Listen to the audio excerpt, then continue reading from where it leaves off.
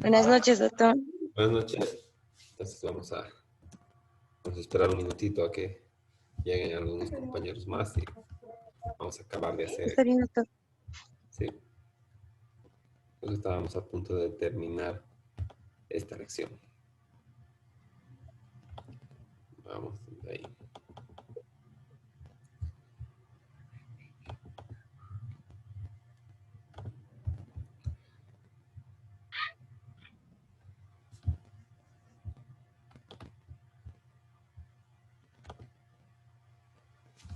Y no se olviden poner su nombre en el chat para efectos de asistencia, por favor.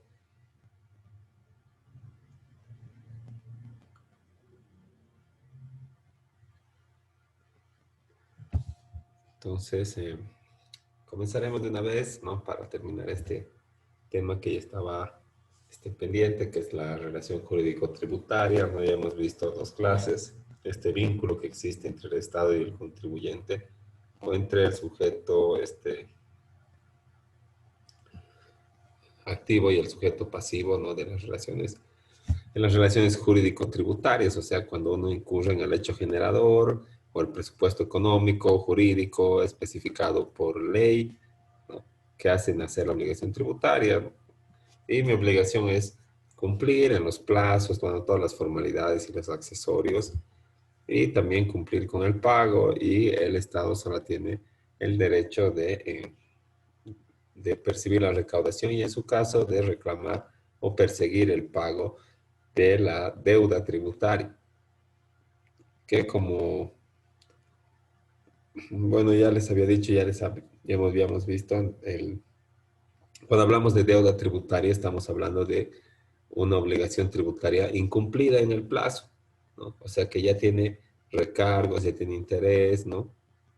Esa es la deuda tributaria, una obligación incumplida. Pero cuando hablamos de obligación tributaria, es eh, un deber de pago, ¿verdad?, a favor del Estado que todavía no se ha vencido. Pues. Todavía tengo plazo para cumplir con las obligaciones formales y las materiales. Entonces, esa es la diferencia entre la obligación tributaria y la deuda tributaria. Y estábamos viendo algunos aspectos más de la relación jurídico-tributaria, ¿no? Los componentes, sujeto activo, pasivo, las exenciones y algunas otras cosas, ¿no? Y justo estábamos revisando al final qué eran los terceros responsables, ¿no? Y son las personas que no habíamos revisado cuáles son los sustitutos, ¿no? No es lo mismo un tercero responsable que un sustituto. Recordemos que un sustituto es un agente de retención o un agente de percepción, ¿verdad? Esos son los sustitutos del sujeto pasivo en la relación jurídico-tributaria, ¿no? Eso habíamos visto justamente acá, ¿no? El agente de retención y el agente de percepción. Pero existen otros obligados frente a los deberes tributarios que no son ni el sujeto pasivo determinado por ley, pero tampoco es un sustituto, es un tercero responsable, y ese es su nombre o su denominativo, ¿no? Así lo establece la norma y así lo conocemos. Entonces, el tercero responsable es la representación legal del contribuyente, o sea, la actuación y responsabilidad de un tercero extraño a la relación nacida entre la administración y el contribuyente de derecho. Responde en líneas generales a la figura de la representación civil dentro del derecho privado. Eh, eh, para dar un ejemplo, ¿no?, de cómo se aplica este enunciado a la realidad, no podemos señalar el ejemplo que siempre estábamos llevando, ¿verdad?, de un incapaz que llega por consecuencias de la herencia a ser propietario de una casa que tiene deuda tributaria, ¿no? Entonces él queda como deudor, como sujeto pasivo, ¿no?, como nuevo obligado. Pero como es menor de edad, entonces no puede administrar el patrimonio, ¿verdad? ¿Qué necesita? Una persona que se lo administre por él, ¿no? Un tutor, un curador, ¿verdad? De acuerdo a si la incapacidad es por edad o es declarada por una interdicción. Entonces, este representante actúa, ¿verdad? O sea, él cumple con las obligaciones a nombre del sujeto pasivo determinado por ley, que es es el incapaz del que se está administrando el capital. Pero el tercero responsable administra el capital ajeno. No recibe, o sea, no percibe el tributo, ni tampoco lo retiene, ¿verdad? Él administra todo un patrimonio que es susceptible de generar obligaciones tributarias. Y nada más. Ahora, al respecto, el artículo 27 del Código Tributario señala quiénes son los terceros responsables. Y vamos a ver, revisando nuestro Código Tributario, ¿no? Vamos a ver el artículo 27. Hemos cambiado el azul por el rojito, ¿no? Porque les cuento que ha salido esto. Está para que se puedan bajar también en la página de Impuestos Nacionales. Y es el Código Tributario que está actualizado al 31 de enero del 2020. El otro estaba actualizado hasta septiembre del 2018, de 2019, creo, el azul con el que estábamos avanzando. Pero ha habido algunas otras resoluciones normativas y se incluyen también, así que está bueno que se bajen esta versión de la ley, tanto de la 2492 como de la 843, es la versión 3 del libro ley, ¿no? Y si no lo encuentran, pues también se los puedo pasar por WhatsApp. Bueno, está más actualizado, ¿no? Y ya no tiene la cara de nuestro querido mandatario. El, Vamos a ver lo que dice el artículo 27 al respecto de lo que estábamos revisando de los terceros responsables, ¿no? Aquí está. Entonces, esto nos señala, ¿no? Son terceros responsables las personas que sin tener el carácter de sujeto pasivo, o sea, sin estar determinados en la ley, deben, por mandato expreso del presente código o disposiciones legales, cumplir las obligaciones atribuidas a aquel, ¿no? El carácter de tercero responsable se asume por la administración de un patrimonio ajeno, como es la condición que les venía explicando, o por la sucesión de obligaciones como efecto de la transmisión gratuita u onerosa de bienes, ¿no? Entonces, si yo me compro un bien, ¿verdad? Con, con deuda tributaria, entonces, ¿qué va a pasar? ¿Verdad? Que por efecto de esta transmisión onerosa, en este caso, ¿verdad? De bienes, que tiene una carga tributaria, yo me voy a hacer cargo de esa deuda tributaria que ha sido generada cuando yo no era propietario todavía. También en la transmisión gratuita de bienes, ¿no? Por ejemplo, en las herencias o en las donaciones. Cuando yo recibo de manera gratuita un bien que tiene obligaciones tributarias, también me vuelvo el obligado frente a la administración. Y lo que está pues totalmente mal, ¿no ve? Porque acaso yo he generado la deuda tributaria y yo no era propietario, ¿verdad? Del bien. Lo único que ha pasado es que no he tenido el error de ver que que el anterior propietario tenga sus deudas en cero, ¿no? Por ejemplo, en el caso de un auto, que es más fácil equivocarse, ¿no? Voy a ver el auto y me dice, si quieres ahorita, y si no, no, porque me está esperando alguien en la esquina para comprarme con la plata.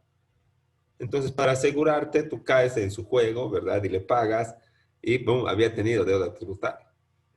Entonces, ¿quién va a deber? Pues vos, ¿no?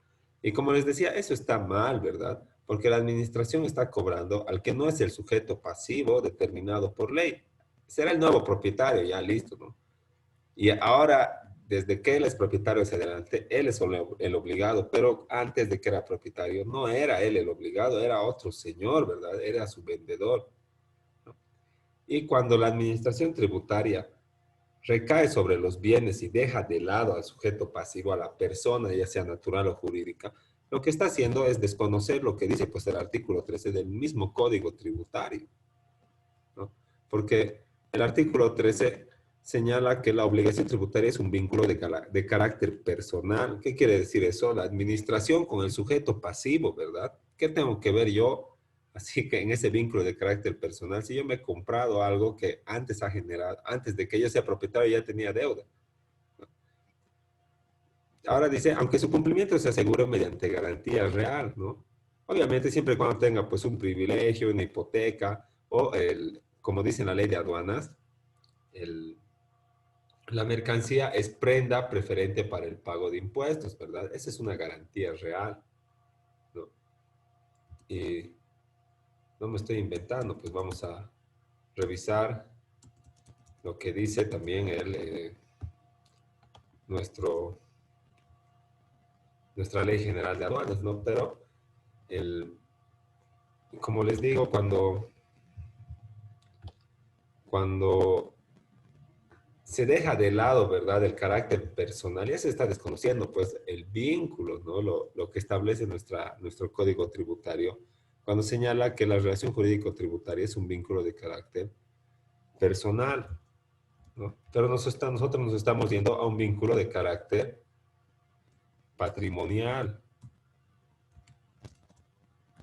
porque estamos persiguiendo el bien más allá de quién sea el propietario, ¿verdad? Y eso ya no es pues un vínculo de carácter personal, convierte el vínculo de carácter personal en uno de carácter real, que quiere decir que solamente se vincula con el bien y no con la persona. Eso es el carácter, eso es algo real. Los bienes reales son eh, bienes que están sujetos a registro, ¿verdad? Cuando unas relaciones de carácter real tiene solamente eh, está solamente ligada con el bien, más allá de quién sea el que detente el derecho propietario, ¿no? Ahora, eso nos señala nuestro código tributario, ¿verdad? Con todas sus letras. Un vínculo de carácter personal, dice. Pero cuando se persigue el bien más allá del propietario, ¿qué pasa? Ya deja de ser, pues, un vínculo de carácter personal para convertirse en uno de carácter real, ¿verdad? Porque todavía no tenía una garantía sobre mi bien, ¿verdad? Sobre esa casa. Todavía no había empezado, por ejemplo, un proceso de impuestos. Pero yo me compraba y ya tenía deuda, ¿no? Y luego va a empezar y a mí me va a churar con la deuda al nuevo propietario. Entonces ya no es pues un vínculo personal, es un vínculo de carácter real, ¿no? Su garantía se asegura mediante garantía real. La garantía real quiere decir una preferencia en el pago frente a otros acreedores, ¿no? Cuando estamos en esa situación, tal vez está hablando de esto, ¿no? La mercancía constituye una prenda preferente en favor del Estado, las cuales garantizan el cumplimiento de las obligaciones tributarias y de pago aduaneras. Cuando hablamos de impuestos aduaneros, estamos trayendo mercancía, estamos importando, solo las importaciones pagan impuestos y las exportaciones no. Cuando estamos importando, ¿qué quiere decir? Que, bueno, una vez que llega, pues, recién se formaliza el despacho y se se determina la deuda, ¿verdad? Tributaria de acuerdo a la declaración única de importación, luego te dan tu, tu proforma y tienes 3 días para ir a pagar, ¿ya? ¿Qué pasa si no pagas? ¿No? Entonces, en ese caso, la mercancía que has traído y que está en depósito aduanero esperando que tú pagues, ¿no?, constituye una prenda preferente a favor del Estado, las cuales garantizan el cumplimiento de las obligaciones. Te vencen esos 3 días, no vas, te lo van a rematar, pues, ¿no? Y una vez que lo rematen o se adjudiquen, eso ese producto del remate va a ir a el pago de las obligaciones que tú has omitido, eso quiere decir, ¿no? Y supongo que es a lo que se refiere el legislador cuando señala aquello, ¿verdad? La garantía real o el privilegio especial, ¿no? Pero no hay que abandonar, pues, el carácter personal del vínculo para volverlo en real solamente para perseguir el cumplimiento de las obligaciones tributarias. Eso está mal por parte del Estado. Eso ya excede o ya es muy invasivo con el contribuyente, con el propietario. Eh, Ahora, estos terceros responsables, ¿no?, dice el artículo 28, ¿no? Vamos a ir revisando también ahí. Habíamos explicado lo que teníamos que explicar ahí con el artículo 13. Vámonos al 28. Dice, responsables por la administración del patrimonio ajeno. Son responsables del cumplimiento de las obligaciones tributarias. Los padres, albaceas y tutores y curadores de incapaces, como en nuestro ejemplo, ¿verdad? Los directores, administradores y gerentes y representantes de las personas jurídicas y entes colectivos con responsabilidad legalmente reconocida, ¿no? En caso siempre, cuando señala una responsabilidad legalmente reconocida, quiere decir que estos directores, administradores, gerentes y representantes han administrado de mala manera el patrimonio social y por un proceso judicial o administrativo se les ha eh, se les ha encontrado responsables, ¿verdad? Siempre y cuando hayan estado actuando en sus propios intereses, pero ocultándose atrás de la persona jurídica, o sea, de la sociedad o de la asociación. Y esta asociación dice, tiene que tener necesariamente una personalidad legalmente reconocida, o sea, tiene que tener su eh, personalidad jurídica tramitada ante la gobernación, inscrita ante Fundempresa, haber tramitado el NID, ¿no? También son terceros responsables los que dirijan, administren o tengan disponibilidad de bienes de entes colectivos que carecen de personalidad jurídica. Entonces, ¿cuáles son los entes colectivos que carecen de personalidad jurídica? Las asociaciones accidentales, ¿no? Y también, en este caso de tributos, lo que habíamos visto que son las sucesiones indivisas, ¿no? Entonces, eh, ese es un ente colectivo carente de personalidad jurídica, ¿no? Pero todavía existen personas o se designan tal vez algunas personas que a nombre de todos los que estamos dentro de esta comunidad accidental, ¿no? Van a administrar el patrimonio. Entonces ellos también son responsables, ¿no? O son terceros responsables, porque tal vez estas personas, ¿no? Si nos podemos analizar un poquito, lo que tienen que hacer es cumplir pues con las obligaciones tributarias porque ellos están administrando el patrimonio, tienen la disponibilidad de acceder a las cuentas de la sociedad, de la asociación, extraer dinero, ir, declarar y pagar, ¿verdad? Pero tal vez hacen eso solamente de nombre y se lo agarran la plata y nunca pagan impuestos, ¿no?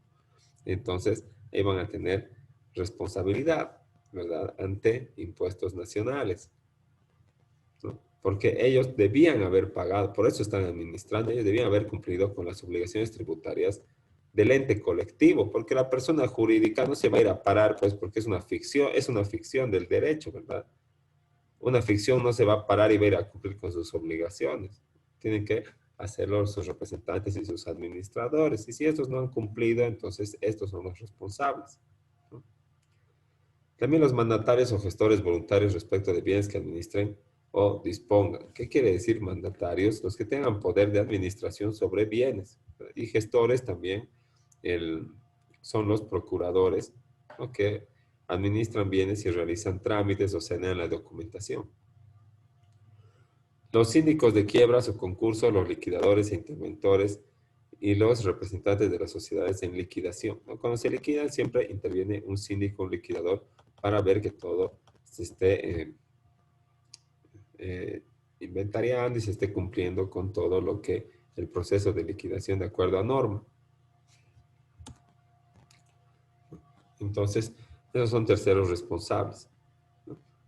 También el Decreto Supremo 27310 señala que son responsables de la obligación tributaria el sujeto pasivo o sustituto, ¿no? En los términos definidos en la ley 2492. ¿No? Los sustitutos ya habíamos visto como agentes de retención y percepción y también los terceros responsables por representación o por sucesión, conforme a lo previsto en la ley citada, y los responsables establecidos en la 1990 y su reglamento, ¿no? Como pueden ser los auxiliares de la función pública aduanera, el importador, el transportador internacional, ¿no? O sea, el que maneja el camión, de acuerdo al quien ha incumplido pues con los deberes que cada uno tiene en la etapa que le corresponde. Ahora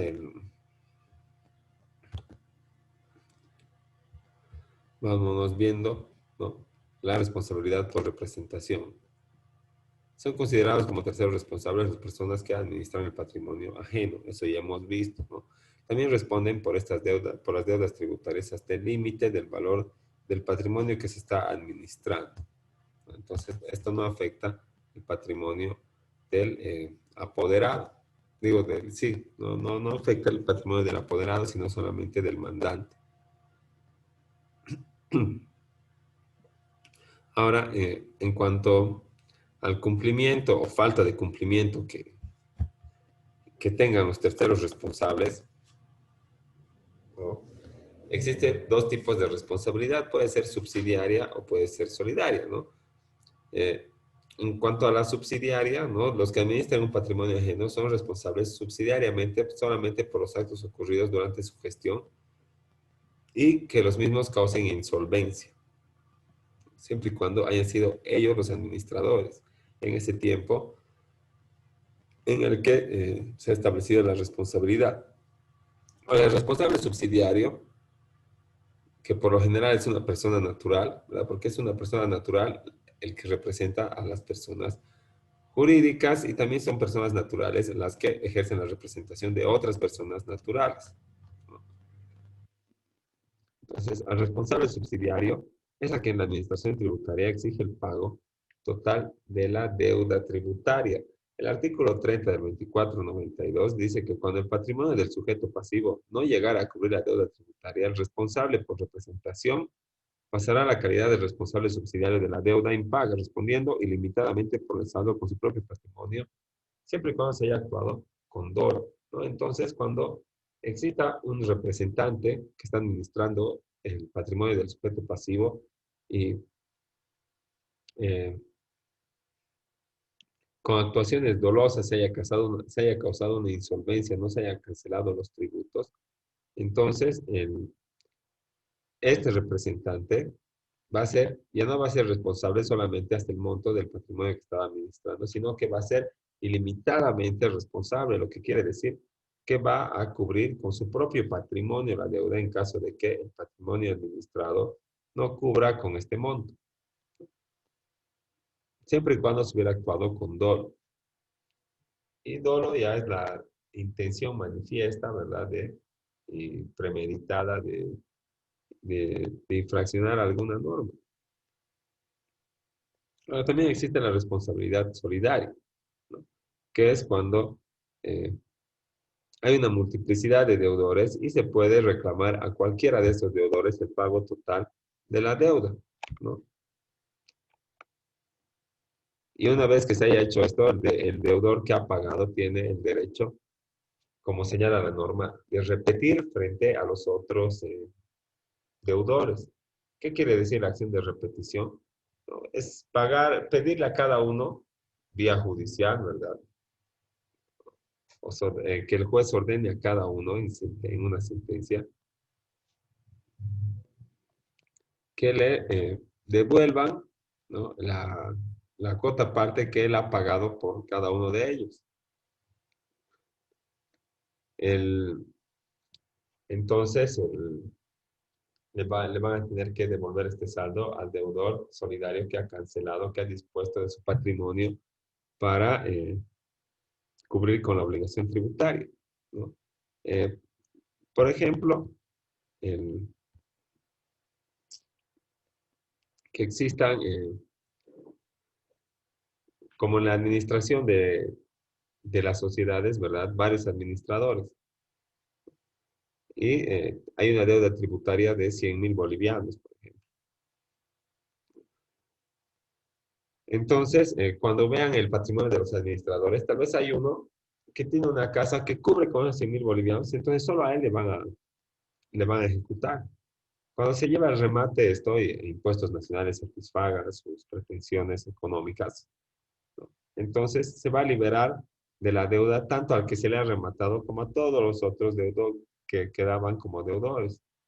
y ellos ya no van a tener ninguna obligación frente al fisco, frente a la renta o frente a impuestos. Pero el que ha pagado tiene la posibilidad de recurrir ante el juez con la acción de repetición para que el juez ordene que se le devuelva lo que ha pagado en nombre de otros. Y tal vez ha pagado porque eh, le han hipotecado sus bienes o le han congelado sus cuentas y quiere descongelar o quiere vender un bien, necesita disponer de manera inmediata, entonces ha ido y ha pagado. Entonces nos ha liberado de la deuda a todos, ¿no?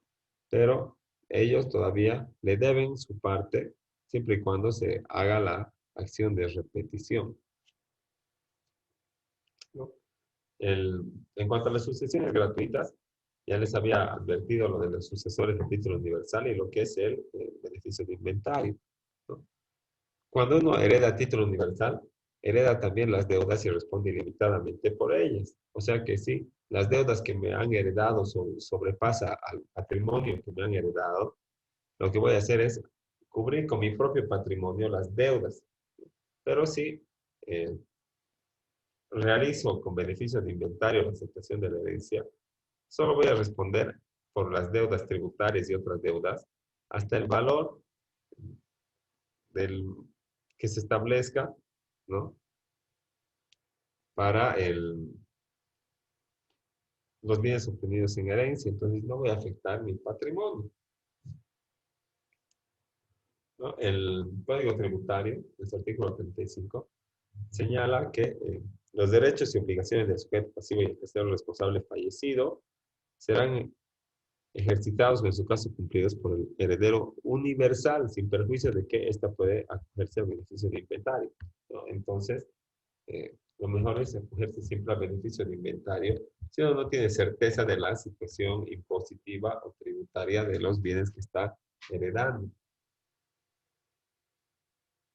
Y por último, en la eh, relación jurídico-tributaria, existe la consulta tributaria que también crea una relación jurídico-tributaria entre el sujeto activo y el sujeto pasivo, pero ya no es de índole patrimonial, ¿verdad?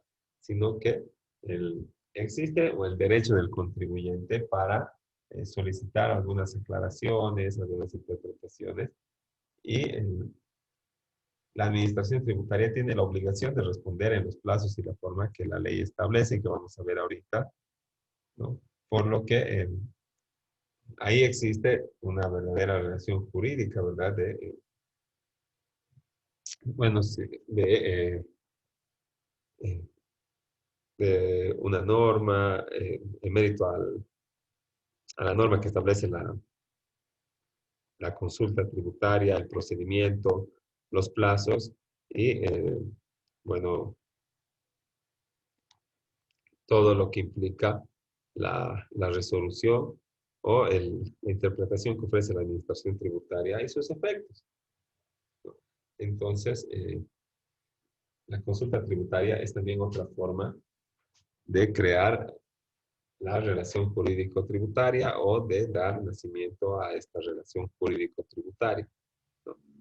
Y tiene por finalidad que la administración responda las dudas del sujeto pasivo o cualquier interesado respecto de la aplicación de la normativa tributaria a un hecho concreto, oscuro o controvertido, dice, ¿no? Entonces, si yo no entiendo algo de las normas tributarias, lo que puedo hacer es presentar mi consulta tributaria ante la administración tributaria cuando sea un hecho oscuro o controvertido, ¿verdad? Y la administración tributaria tiene que ofrecerme una interpretación. Interpretación que va a ser tomada como la única válida para esa norma que se ha puesto en cuestión. Eh, ahora, la petición debe ser resuelta en un plazo de 30 días computables a partir de la fecha de la admisión de la consulta, plazo que podrá ampliarse por otro similar, ¿verdad? Entonces, si el presente mi consulta y de acuerdo a la norma establece que tiene 30 días para responderme y no me responde, tiene otros 30 días más. Pero ¿qué pasa si no me responde? ¿No? Ahí la gran incógnita.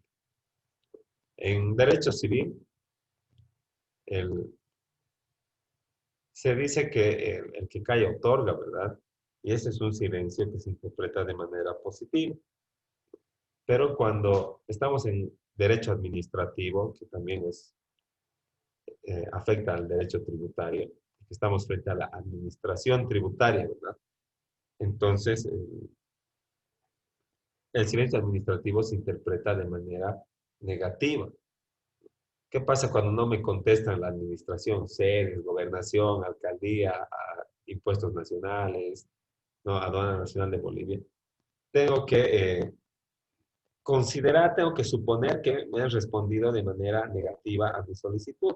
Y en cuanto a la consulta tributaria, ¿no? Es un requisito, como vamos a ver, presentar una interpretación de la norma.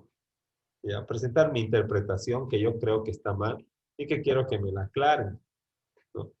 Entonces, si no me responden, ¿qué tengo que pensar de que está mal? Pues lo que he interpretado, ¿verdad? Y que no tengo que actuar de esa manera, ¿no? O sea, no tengo que actuar económicamente con consecuencias tributarias de la manera que yo creo, pero tampoco me dicen cómo. Entonces, vamos a acabar de, ya se nos va a acabar el tiempo ahorita, vamos a acabar de ver el título de la consulta tributaria, que está regulado por los artículos 115 al 120, y de ahí nos vamos a la otra lección. Y seguimos avanzando nomás. Así que nos vemos en unos 15 minutitos, pues, y absorbemos también las dudas que tengan en todo esto y que les surja además de la consulta tributaria, que es un procedimiento especial y van a ver que es bien interesante, ¿no? Entonces, nos Está vemos bien, en doctor. 10 minutitos. Hasta luego. Hasta luego, doctor.